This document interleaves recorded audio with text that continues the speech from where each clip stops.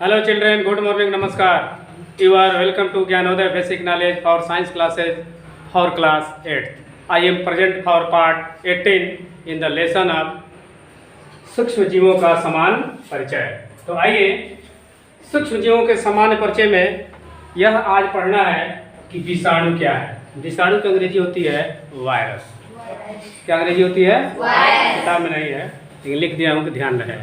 विषाणु की अंग्रेजी क्या होती है? वायरस लोग देहात में चिल्लाते हैं, वायरस हो गया है, वायरस की बीमारी है, ये है वो है, लेकिन वायरस का मतलब क्या होता है पता ही नहीं रहता। तो जान लो वायरस किसका मतलब होता है? विषाणु। अब विषाणु है क्या? तो कहता है न्यूक्लिक अम्ल तथा प्रोटीन से बने सभी सूक्ष्म जीवों से सूक्ष्म होता है। कल क्या पढ़ाया था? बैक्टीरिया। बैक्टीरिया से भी छोटे होते हैं, उससे भी बहुत छोटे होते हैं, ठीक है ना। बैक्टीरिया विषाणु से बड़े होते हैं। अब विषाणु जो है बैक्टीरिया से और छोटा होता है और किससे बना होता है? न्यूक्लिक अम्ल। जो बीच में अम्ल बनता है किसी भी चीज़ के, जैसे मान लो नारियल को छिलते हो अंदर तमाम तरह के एसिड होता है ना, उसमें न्यूक्लियस में पानी होता है, उसमें जहाँ जमा होता है, तो उसी केंद्रक से वो बनते हैं, ठीक है ना। किसी भी पदार्थ के न्यूक्लिक अम्ल तथा प्रोटीन शरीर में होता ही है से बने सभी सूक्ष्म जीवों से सूक्ष्म होते हैं तथा पूर्ण परजीवी होते हैं। पूर्ण परजीवी का मतलब का अपना भोजन स्वयं नहीं बनाते हैं, जिसमें होते हैं, जिसके शरीर में पाए जाते हैं, उसी के शरीर से भोजन लेना शुरू करते हैं। अपना भोजन नहीं बनाते हैं, और जिसके शरीर से भोजन लेते हैं उसके शरीर से सारी शक्ति ऊर्जा ग्रहण करके अपने पौष्टिक होते हैं, मैंने तैयार होते हैं, और शरीर धीरे धीरे उसका सूखने लगता है, खून को चूसने लगता है। जैसे किसी कुत्ते को देखो ना, उसके शरीर में कैसे चमड़े में चिपके रहते हैं। आँख से कभी दिखाई देते हैं? नहीं देते हैं। दूरबीन भी लगाओ तो अब बहुत आसानी से दिखाई नहीं देते हैं, बहुत इतने बारीक होते हैं, उसी चमड़ी में मिले होते हैं। और बुजुर्ग जब खुजलाता है, काटते हैं, तो देखो अपने पैर से कैसे मारता है ना। हम लोगों को भी जब कहीं हो जाता है तो पूरा खुजलाते हैं ना। तो वही सब वायरस बीमारी है। जो वायरस की बीमारियां हैं वो अंदर उसी में कीड़े रहते हैं। जैसे दांत में दर्द होता है ना, तो क्या उसको हथौड़ी से लेकर कोई मारता है कि दर्द होता है? वही कीड़े उसमें रहते हैं, वही कीड़े को काटते हैं। अधिकतर दांत दर्द और कान दर्द कब होता है जानते हो? रात में। क्यों रात में होता है, दिन में क्यों नहीं होता है? जब आदमी सो जाता है, विश्राम ले लेता है, तो शरीर हिलता डुलता नहीं है। तो शरीर जब हिलता डुलता नहीं है तो उन बैक्टीरियों को पता चल जाता है कि आदमी रात हो गई है, सो गया है, अब इसके शरीर में चहलकदमी है। जब शरीर हिलता है डुलता है, कुछ धड़कता है, तो उनको पता चलता है कि आदमी जगा हुआ है, तुरंत जान जाएगा। तो जानते हैं कि सो गया है, तब वो काटना धीरे धीरे शुरू करते हैं। मैक्सिमम लोगों का देखना दांत का दर्द रात में, कान का दर्द रात में, दिन में नहीं होता। यही कारण है। उसको आवाज रहता है कि आदमी सोया हुआ है, चलो अपना काम करेगा, खाना पीना शुरू करें, तब शुरू होता है। और जब दवा पड़ जाता है, जब सेंसलेस हो जाते हैं, मर जाते हैं, तो दांत का दर्द खत्म हो जाता है। यही कारण है। अब आओ यहाँ, तथा स्वतंत्र रूप से अपना विभाजन नहीं कर सकते। जो बड़े होते हैं रेशे के रूप में, ऐसे पतले पतले जालीनुमा, उस अपना विभाजन नहीं कर सकते, स्वतंत्र रूप से अलग नहीं हो सकते हैं। प्रजनन करने के लिए जीवित कोशिका की जरूरत पड़ती है, लेकिन जब इनके बच्चों की संख्या की जरूरत होती है, प्रजनन में होता है बच्चों की संख्या बढ़ाना। तो जब इनको बच्चों की संख्या बढ़ानी होती है तो जीवित कोशिका किसी के शरीर पर जहाँ चपके रहते हैं, तो छेद करके जहाँ से भोजन पानी मिलना शुरू रहता है वहीं पर पहुँच जाते हैं, वहीं पर संख्या बढ़ाना। तभी तो देखो पहले दांत होता तो कैसे होता है, एक तो छोटा सा बिंदी होगा, थोड़ा सा खुजलाओगे, 2 दिन बंद रहेगा, फिर 3 दिन पर उभरेगा, फिर खुजलाओगे, बंद रहेगा, और धीरे धीरे बढ़ता जाता है कि नहीं बढ़ता जाता है, गोल राउंड में होता जाता है ना। और धीरे धीरे अंदर पहुंचते जाते हैं और अपने बच्चों की संख्या, अपने विषाणुओं की संख्या, अपने बच्चों की संख्या बढ़ाते जाते हैं। इस प्रकार इनकी संख्या बढ़ती है। इसलिए इनकी संख्या बढ़ाने के लिए, प्रजनन क्रिया करने के लिए जीवित कोशिकाओं की जरूरत होती है। तो जीवित कोशिका कहाँ से मिलेगा? बाहर से तो मिलेगा नहीं, तो उसी चमड़ी में धीरे धीरे धंसते जाते हैं। जरूरत पड़ती है उसे विषाणु करते हैं। क्या क्या हुआ? न्यूक्लिक अम्ल तथा प्रोटीन से बनी सभी सूक्ष्म जीवों से सूक्ष्म होते हैं, परजीवी होते हैं, स्वतंत्र रूप से अपना विभाजन नहीं कर सकते। प्रजनन करने के लिए जीवित कोशिका की जरूरत पड़ती है, उन्हें हम विषाणु कहते हैं। 4-5 लगते हैं, कोई एक बोल सकते हो, मैंने नहीं आता है तो कम से कम एक तो बोलो। क्या क्या कि न्यूक्लिक अम्ल तथा प्रोटीन से बने होते हैं, सभी जीवाणुओं से सूक्ष्म होते हैं या छोटे होते हैं, ठीक है, या परजीवी होते हैं, स्वतंत्र रूप से अपना विभाजन नहीं कर सकते, प्रजनन की क्रिया के लिए जीवित कोशिका की जरूरत पड़ती है, उसे हम विषाणु कहते हैं। अब देखो, विषाणुओं के द्वारा मनुष्यों, जंतुओं और पौधों में घातक बीमारी पैदा किया जाता है। इन्हीं के द्वारा पौधों में भी बीमारी होती है, जंतुओं में भी होती है, और किसमें, मनुष्यों में भी होती है, सब में होती है। कैसे? जैसे मनुष्य में चेचक, देख रहे हो ना, चेचक, जिसको हम लोग देहात में माता माई करते हैं, नीम की, अच्छा नीम की पत्ती वहाँ क्यों लाते हैं? इसलिए कि वायरस कब से मरेगा? नीम की पत्ती से ही मरेगा, गुलाब के फूल से थोड़ी मरेगा, चमेली के फूल से थोड़ी मरेगा। जो वायरस हुआ है, आखिर माता जी को फूल से खुश होना चाहिए जी, ठीक है। तो नीम की पत्ती क्यों लाते हैं? जाते हैं मलहरी को बुलाते हैं, इसका कारण दवा है। नीम की पत्ती बैक्टीरिया रहित होती है, जीवाणुओं को मारती है, इसलिए नीम की पत्ती बिछावन पर रखते हैं, सुंघाते हैं, अगल बगल नीम का दतुअन बिछावना साफ सुथरा किया जाता है, यही कारण है। तो मनुष्य में चेचक माता माई नहीं है, बल्कि क्या है? बीमारी है, चेचक का बीमारी है। कैसा बीमारी है? वायरस का बीमारी है, विषाणु से फैलने वाला रोग है। पोलियो, पोलियो जो होता है पक्षाघात, ये भी विषाणु से फैलने वाला रोग है। हेपेटाइटिस, हेपेटाइटिस जानते हो?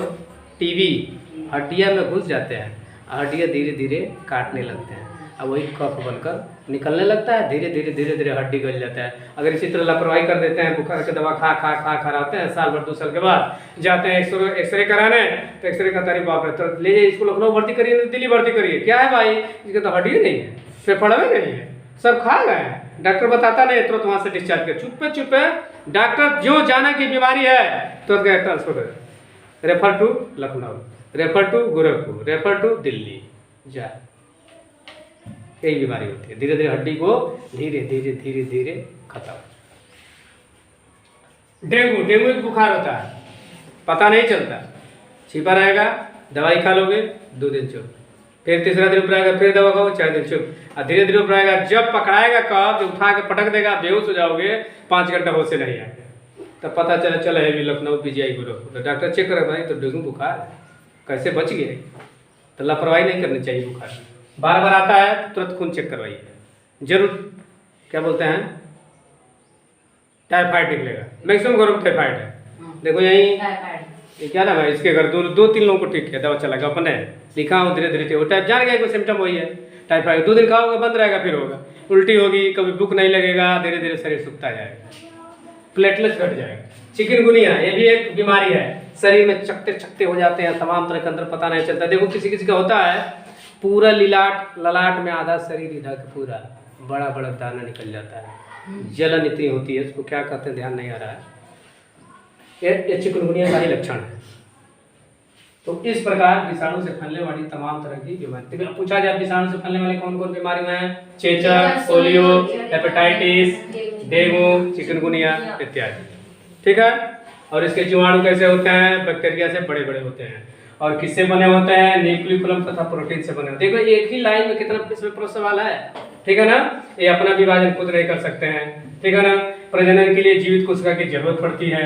और कहाँ बीमारी फैलाते हैं? मनुष्यों में, जंतुओं में, पौधों में। देखो कितना सारा क्वेश्चन इसी में, कम से कम 20 क्वेश्चन इसमें है ऑब्जेक्टिव में, इसी तरह पूछता है घुमा घुमा के। जाते हैं लोग परीक्षा देने, अभी पता चलेगा देखो बिहार परीक्षा कितने मिलेंगे तुम लोगों को विज्ञान से क्वेश्चन, इसी तरह पूछता है घुमा फिरा के। तो पढ़े रहोगे तब जब कभी पढ़े थे इस चीज को।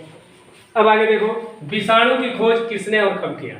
तो विषाणु की खोज 1892 में रूसी वैज्ञानिक दामित्री एवनोस्की ने किया। तो सबसे पहले इसमें देखो 2 सवाल, विषाणु की खोज कब हुआ? 1892 में। विषाणु का खोज किसने किया? दामित्री एवनोस्की ने। विषाणु का खोज किस देश ने किया? रूस ने किया। विषाणु सजीव और निर्जीव के बीच खड़ी होते हैं। तो विषाणु किसके बीच खड़ी होते हैं? सजीव और निर्जीव। देखो 30-35 क्वेश्चन इतने में है कि नहीं है? तो ध्यान से देखो, उत्तर याद है। चलो, तो इस प्रकार आप विषाणु से फैलने वाले रोग और कितने तरह के रोग फैलाते हैं, किसे कहते हैं, कैसे इसका प्रजनन होता है, कैसे संख्या बढ़ती है, कौन कौन सी बीमारी होती है, ये सारी चीज़ों को आपने बहुत ही इजी रूप में जान लिया। अब चलिए पूछते हैं, देखते हैं कितने लोग बताते हैं। विषाणु से फैलने वाले किसी एक रोग का नाम लड़कियां बताएंगे। पीलियो। हाँ, पीलियो की पीली है, पीलिया नहीं, पोलियो। पोलियो। पीलियो पीलियो कहती है, शब्द में नहीं ध्यान आता है। चलो इधर लड़कियां बताओ, विषाणु का खोज कब हुआ? कोई लड़की बताओ पीछे से चाहे आगे से। 1892 में। चलो बैठो। अब लड़के बताएंगे, विषाणु का खोज किस वैज्ञानिक ने किया? रूसी ने। किस वैज्ञानिक ने?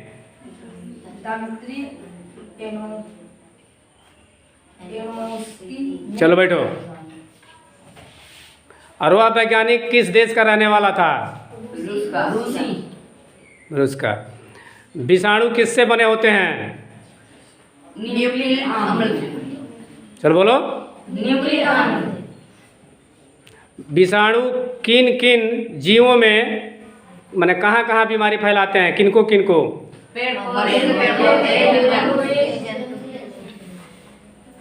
प्रजनन के लिए उसको किसकी आवश्यकता होती है? एक कोशिका। गलत। प्रजनन के लिए किसकी आवश्यकता होती है? जीवित कोशिका। चलो चलो, बहुत बहुत धन्यवाद। जो लोग बताए वो भी, नहीं बताए वो भी। बहुत ही इजी वे में यह जानने का प्रयास किए और आपको जनाने का प्रयास किया गया, माने ज्ञान देने का प्रयास किया गया। क्या कि विषाणु क्या है? विषाणु किससे बने होते हैं? न्यूक्लिक अम्ल तथा प्रोटीन से। इनकी आकार क्या होती है? सभी जीवों से सूक्ष्म होते हैं। और यह पूर्ण रूप से क्या होता है? परजीवी होते हैं। स्वतंत्र रूप से अपना विभाजन नहीं कर सकते। प्रजनन करने के लिए किसकी आवश्यकता होती है? जीवित कोशिका की आवश्यकता होती है, उसे विषाणु कहते हैं। इनके द्वारा मनुष्यों, जंतुओं और पौधों में घातक बीमारी फैला जाती है। और किसमें बीमारी और क्या बीमारी का नाम है? चेचक, पोलियो, हेपेटाइटिस, डेंगू, चिकनगुनिया। विषाणु यानी वायरस की खोज किसने की? रूसी वैज्ञानिक दामित्री एवोनोव्स्की ने की। कब की? 1892 में की। ठीक है ना? अब है कि विषाणु किसके किसके बीच की कड़ी है? सजीव और निर्जीव के बीच की कड़ी है। तो एक टॉपिक से इतने सारे क्वेश्चन आपको आ रहे हैं, अगर ध्यान देंगे तो बहुत ही काम आएंगे। तो आइए, अब यदि यह विषाणु के विषय में जानकारी अच्छी लगती है तो मेरे चैनल, आपके चैनल, यूट्यूब चैनल को सब्सक्राइब करेंगे, वीडियो को लाइक करेंगे और अपने मोबाइल से दूसरे पर शेयर करेंगे, ताकि और लोग भी घर बैठे इस वीडियो का विषाणु के रूप में, वायरस के रूप में पूर्ण जानकारी प्राप्त कर सके और अपने छोटे भाई बंधुओं को वो ज्ञान का प्रसार कर सकें। अब मैं मिलता हूँ नेक्स्ट वीडियो में, तब तक के लिए watching for video. Thank you, tata, okay, bye bye, नमस्कार।